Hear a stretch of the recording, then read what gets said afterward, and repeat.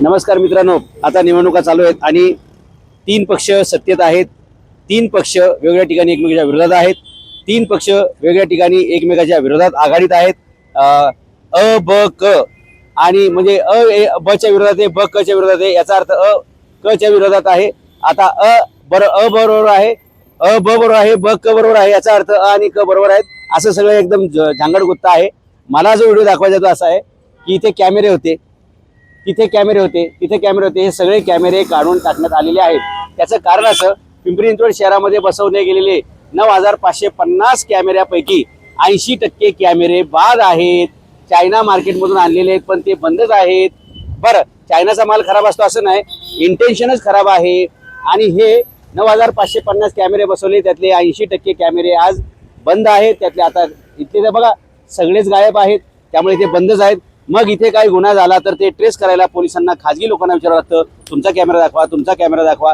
त्यामुळे या शहरामध्ये गुन्हेगारी वाढली आहे. लोक छोट्या नंबर प्लेट लावतात, बाउन्स करून जातात, बरेच काही क्रिमिनॉलॉजी वाढते. आता मूळ प्रश्न असा आहे की या कॅमेऱ्यांचं 9,550 कॅमेऱ्याचं 700 कोटी रुपयाचं कॉन्ट्रॅक्ट कोणाला मिळालं हो?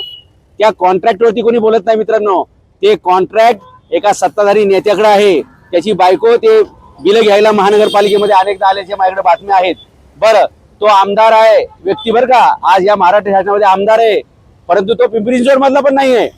लक्षात घ्या, पिंपरी चिंचवड मध्ये आमदार, नगरसेवक किंवा एखाद्या लोकप्रतिनिधीनं एखादं काम घेणं, त्यांनी घेतलं, त्यांनी ते खराब केलं तर आपण त्याला जबाबदार पकडू, त्याला आपण विचारू, बाबा हे काय तुम्ही शहरात राहता, शहराच्या आरोग्याशी असं कसं खेळता येईल, शहराच्या नागरिकांच्या सुरक्षेशी कसं खेळता येईल. पण हे मुंबईचे आमदार आहेत आणि मग सत्ताधारी लोक अशा प्रकारचे आपापल्या आमदारांचे लाड करत असतील तर ते लाड करता करता या शहराचे जे काय चिरफाड झालेली आहे त्याला जबाबदार कोण?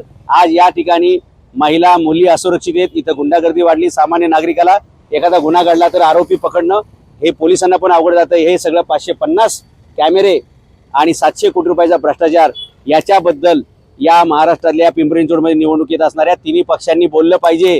कॅमेरे बंद आहेत त्याच्यावर बोललं जात आहे, पण हे कॉन्ट्रॅक्ट कोणाचं आहे, याला जबाबदार कोण, हे भ्रष्ट अधिकारी कोण आहेत, हे ठेका घेणारा माणूस कोण आहे, आणि एखाद्या व्यक्तीचे पुन्हा पुन्हा एवढे लाड करण्याचा कार्यक्रम काय? आणि मला सांगा, असं सारखा जर लाड केले तर या शहराचं जे वाटूळ झाले त्याच्यामध्ये असा राजकीय लोकांचा सुद्धा मोठा हस्तक्षेप आहे. आणि जेव्हा अधिकारी आणि सरकारी अधिकारी आणि राजकीय लोक स्वतःच कंत्राटदार होतात तेव्हा अशी त्या शहराची वाट लागते. हे त्याचं उदाहरण आहे. कॅमेरे सगळे गायब आहेत.